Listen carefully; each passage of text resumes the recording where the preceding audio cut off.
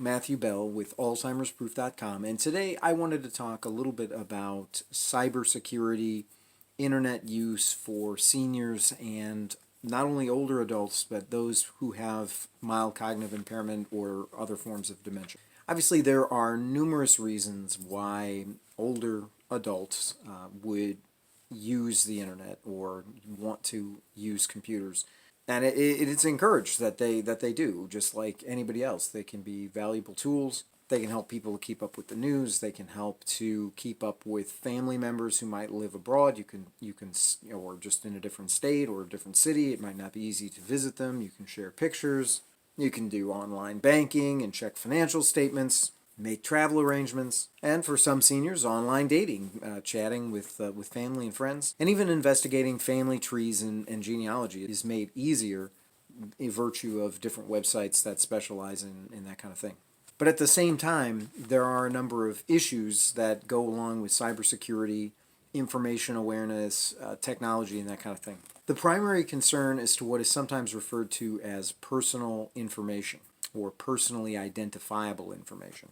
This is going to include things like bank account numbers, biometric data, dates of birth, driver's license numbers, other government forms of identification like passports, social security numbers, email addresses, telephone numbers, medical records, and the like of this. The danger is there, obviously, that the older person is going to be taken advantage of, that the identity might be stolen, their data might be compromised. These dangers are not just particular or peculiar to older people, obviously, but since this channel is mostly focused on that kind of thing, I thought I would focus on it today.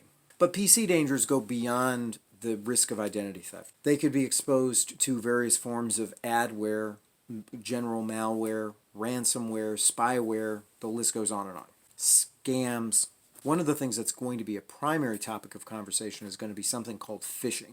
Phishing occurs usually an email, when someone sends an email that looks like it is coming from a legitimate source, let's say a bank, but in fact it's coming from some hacker or some ne'er-do-well who has created a website maybe that is designed to look like or spoof a legitimate website. So phishing is when you receive an email that'll say, hey, this is Microsoft and we've detected a problem with your computer. And you look at the email address and it looks like it's from Microsoft, but what they want you to do is type in your personal information. I don't know, date of birth and address or who knows what.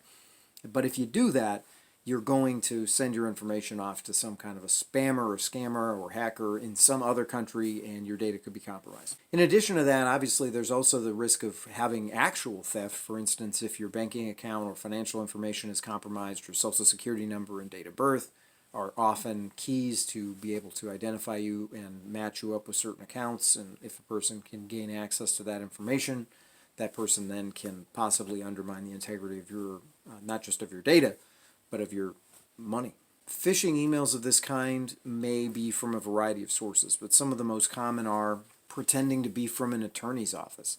Somebody might reference perhaps the fact that you might have various contracts, trusts, wills, and for an older person who has these things as part of their estate plan, it can be very troubling to think that maybe there's a problem with these, and so they'll take seriously any email that comes through that suggests that there might be a problem, let's say with their living trust, and then it requests that you input your social security number to check to make sure everything's in order. They may appear to come from banks or brokerages, credit card companies, government agencies, Medicare, Medicaid. These are programs that senior citizens often use, the Social Security Administration, Driver's License Bureau.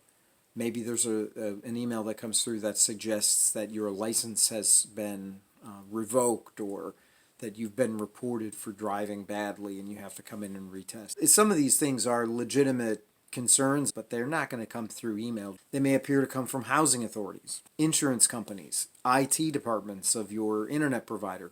They may appear to come from your pension holding company if you have one, physician's office, phone company, a payroll department, a police department or sheriff's office. They may even attempt to represent themselves as being your son or daughter or grandchild, utility companies perhaps, and vendors, vendors that you might just shop online with. Maybe they say that you have a refund that's unclaimed, or that there's a problem with your delivery, or that you've been scheduled for delivery on this or that date, maybe promising you a refund. In general, these phishing attempts are going to be representations, simulations that basically appear to come from somebody either that you trust or a person who's in a position of authority. Again, like law enforcement officials, corporate CEOs, court officials, family or friends, government officials, investigators, medical personnel, someone you're inclined to trust, or someone who is representing themselves as being able to point out an urgent problem to you. Some of these may claim that your PC is infected and that you have to act right now in order to get rid of a virus. They may claim that you owe money, or that one of your relatives is in a bad situation or in a bind in a foreign country, or is trapped somewhere and can't request funds any other way. They're trying to appeal to your sense of urgency, to your sense of fear, to your sense of worry. They're trying to make you short-circuit the thinking process so that you just click on the link and start to divulge information without really thinking it through. Many phishing attempts, again, will lie about there being some kind of a problem that you need to address. Maybe they'll claim that your benefits have been suspended. Your Social Security payout is incorrect and you owe money. The bank is, a spoofed bank is claiming that you are overdrawn on your account or over the limit on your credit card. Perhaps they'll claim that you are being evicted from your house, that your Medicaid application has been denied, that your medical test results have come back and shown something unfavorable, that the police are investigating you, or that you have charges against you pending, and you need to respond right away. Again, all of these are attempts to basically put you into a panic state so that you don't think things through. Be very careful. Don't click on links in emails. As a general rule, if you take your mouse and hover over the link, you can sometimes discover on the bottom of your screen where that link is actually pointing. But it's a good rule of thumb to simply not click on any links that are embedded in an email unless you trust the source of that email implicitly and you know that the email was sent from that source. File extensions can be faked. That is to say, if there's an attachment, hesitate to download it. Don't download it at all if you don't know the source. Even if it looks like it's just a regular Word document, a .doc or a .docx file, those extensions can be faked. A person can literally write in another extension, and it might be an executable file or a program that might install some kind of virus or malware on your computer.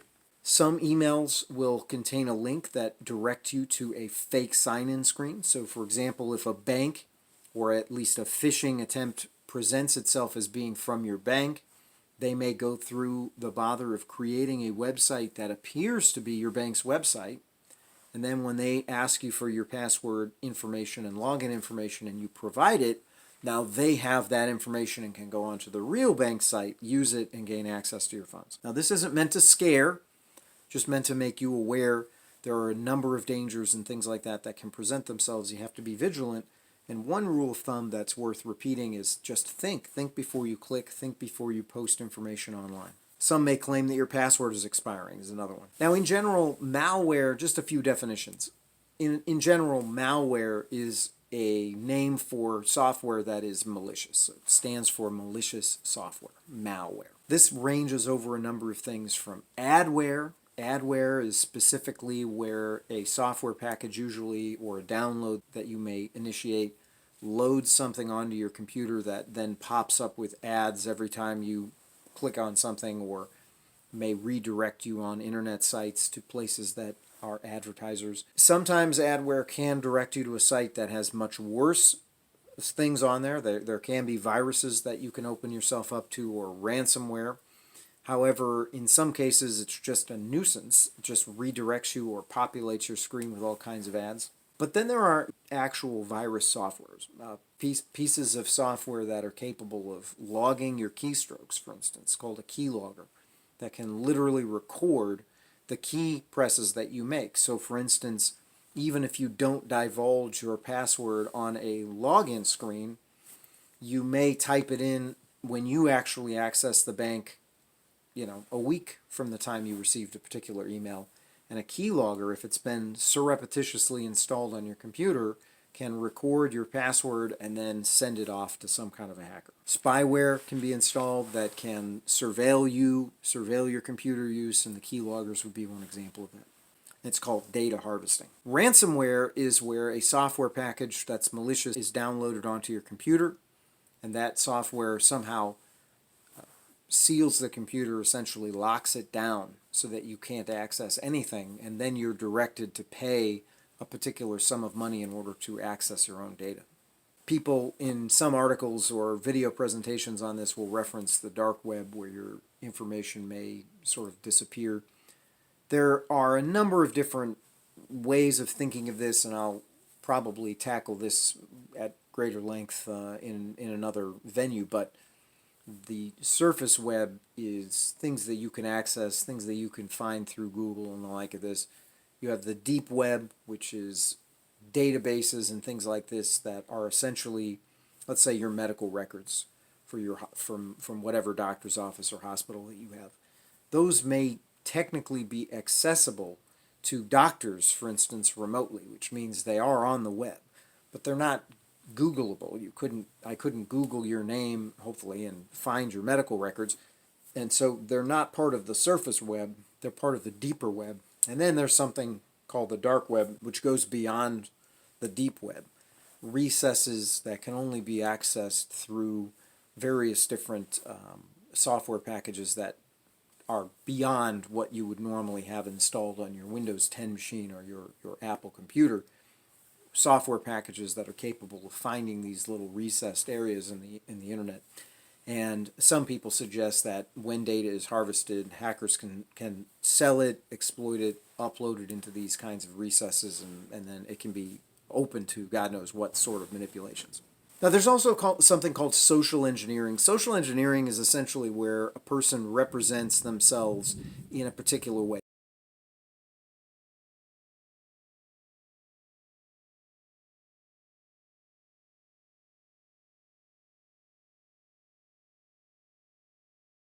Now, again, I don't mean this to be a scary kind of a thing, and really we have to understand who this is being directed toward. We've got adults who are senior adults who may be online. These are just good tips to follow, and then there are also going to be tips that I'll share for caretakers of people who have the beginning stages of dementia. Quite obviously, if a person is far enough advanced in Alzheimer's or some other form of dementia, using a computer is not even going to be in the cards. But for people who are in earlier stages, they may still be able to access the computer, use the internet, and so either the caretaker is going to have to be vigilant or the person, him or herself. But some warning signs. How can you recognize when you might be the victim of one of these phishing or other kinds of malware attempts? Well, one thing would be a request that's unusual or exceptionally urgent or just extraordinary in some sense. If you get an email that claims to be from a grandchild or niece or nephew or whomever, and you would expect that a request like that would probably come from the mother or the father or by phone, then be skeptical. If the email says, "Grandma, hey, I'm trapped in Mexico, can you send me $1,000?" Obviously, this is a circumstance that you would want to investigate, but probably not a good idea to just follow the instructions in the email and go ahead and send $1,000. You want to make a phone call, verify that this is not a scam. If the sender is not known to you, then obviously you want to be skeptical. If you just get an unsolicited email, even if it seems to be from a legitimate source, like a police department or Microsoft or something, most companies nowadays will say to you that they will never initiate that kind of a request because of these things in part. They will always, anytime there's a problem, they will correspond with you via official channels, the post office or through some kind of through a phone call perhaps. But you have to be careful with phone calls as well, because people can obviously misrepresent themselves there. Be on the lookout. Some emails are very clumsy. They may evidence a poor command of the English language, so be aware of that.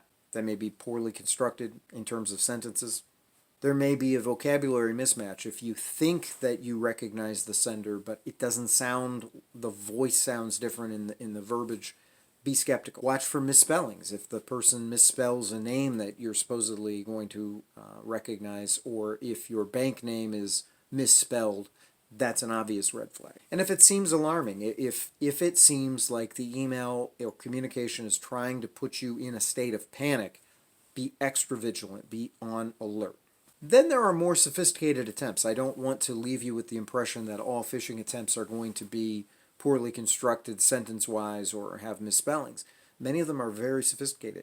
Probably the best tip in this regard is just to be skeptical of everything. If you think your bank is reaching out to you by email, call the bank or go into your branch and literally talk to somebody.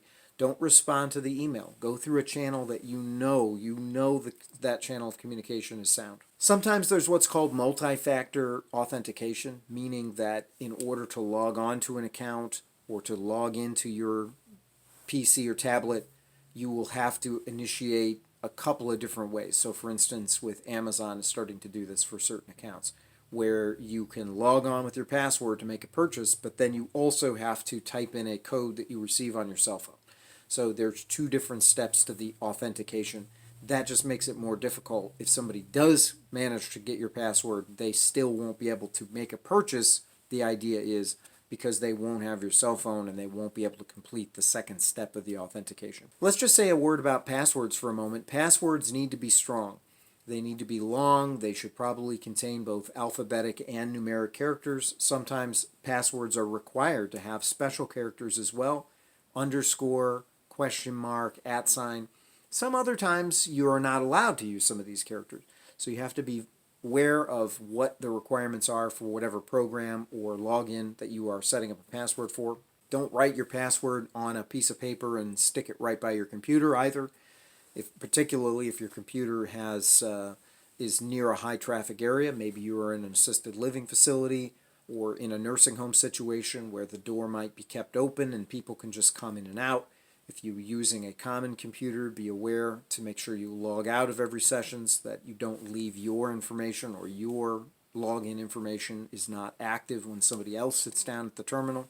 It's good to also put perhaps random elements in the password. Sometimes they recommend a strategy of paraphrasing so that you can actually come up with little phrases that your password can actually be instead of a single word. Don't use your name, don't use your date of birth, certainly don't use sensitive information like your social security number in your password. Make sure your passwords are securely stored, your machine is securely locked down, your cell phone has various different screen protections on there so that even a person who finds the cell phone won't be able to just access your data straight away.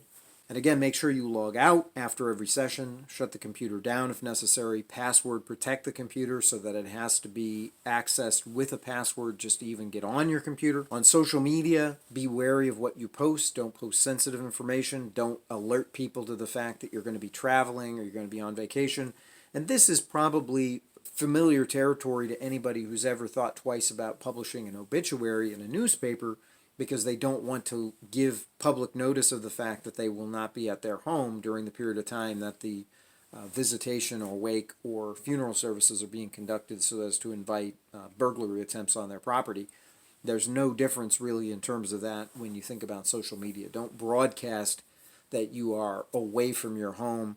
Don't talk about your address. Don't share information that is overly sensitive. Also be aware of fake profiles, but especially if the profile looks like it may have been faked or what they call spoofed, it would be a good idea to check again if you weren't made aware of the fact that you were going to be friend requested. Just be wary. So a few tips here. You want to use, number one, you want to use a trusted Wi-Fi source. So when you connect to the internet, if you're connecting in your assisted living facility as opposed to in your own home, make sure you have your own login. Make sure that they can convince you that the Wi-Fi is secure. Create strong passwords. As we've said, there are tutorials for this online. If you want to Google strong passwords, I might put in the description a link to some resources on how to do that. I would say assume everything's a phishing attempt. It sounds cynical, but if you assume it's a phishing attempt, then you won't be caught off guard. Use antivirus software and make sure it's updated often. There are free software packages. The last time I checked, one was called Avast. It was pretty good. You can check consumer reports for some of the latest in terms of their recommendations for both paid and free software, antivirus software. Appeal to caretakers and family for oversight. Log out of your computer after use. Think before you click or post information. Probably the number one tip. Don't give out personal information. Visit only reputable sites. Now, for caretakers, the tips are going to be just a little bit different. You're going to be aware of these tips for yourself, the previous tips, but for caretakers, you just have to watch. Watch your loved. Don't link credit cards to a machine where, just like with a young child, you wouldn't want the child clicking on something and initiating a purchase. Don't do that for an older adult who might have some cognitive impairment. Disconnect financial stuff, credit cards, from whatever computer they have access to. Restrict their access to the computer, set it for certain times, make sure you're present and watching their use, both for their benefit and for yours. Monitor the computer, the email, the amount of time they spend, who they're communicating with, who's initiating messages, and who they're sending messages to, if any. Set controls. Web browsers, most web browsers have different security options that can be selected. You can make that more or less restrictive. Correspond that to the level of degeneration. The more cognitive impairment, the more secure the browser would have to be. I mean, here we have competing interests that the more severe the impairment, the less able they will be to actually navigate. So we're talking probably about mild cognitive impairment here in some of the earliest stages of Alzheimer's disease. There is monitoring software as well you can install to help you, nanny software, the kinds of software that might be used for children to make sure that they don't access websites that are not good for them to view. Consider blacklisting various sites. If you notice that your loved one is accessing material that is inappropriate, you can blacklist that site, meaning that you can restrict the computer from accessing that particular site. Kind of falls in with limited access. Password protect the PC so that they have to get permission or that they have to alert you to the fact that they want to use the computer. Check up on what they're doing, report abuse and any kind of thing that might not be appropriate. You can report it to an internet provider. If they're in an assisted living facility, you can report it to the facility. You might be able to work with them to help police the internet usage. Fundamentally, just keep a close watch. Monitor devices and PCs. If there is a request that appears to be legitimate, for example, from a bank, from the government, call to verify and do not use the phone number that was provided in the email. If it looks like it's from the Social Security Administration, an email, then find the number for the Social Security Administration using the white pages or the yellow pages, and then access or using Google, and then call the number that you have determined is legitimate independent of the email. Do not send sensitive information through unsecure channels, and don't allow it to be sent. Don't keep sensitive information beyond the time period that's required. If there's a medical result that comes in and you download it or open it on your computer, you may want to print it, retain it in your medical records, and then delete. Don't reply to unknown senders. Don't allow your loved one to reply to unknown senders. Don't click on links in the email. Don't share login or personal information. You might want to change passwords frequently. Obviously, there's a competing interest here with respect to memory. You don't want to write the passwords down and leave them where it can be found. Thank you. I appreciate your time. If something I said was of value, please like the video, subscribe to the channel, and check back for future content.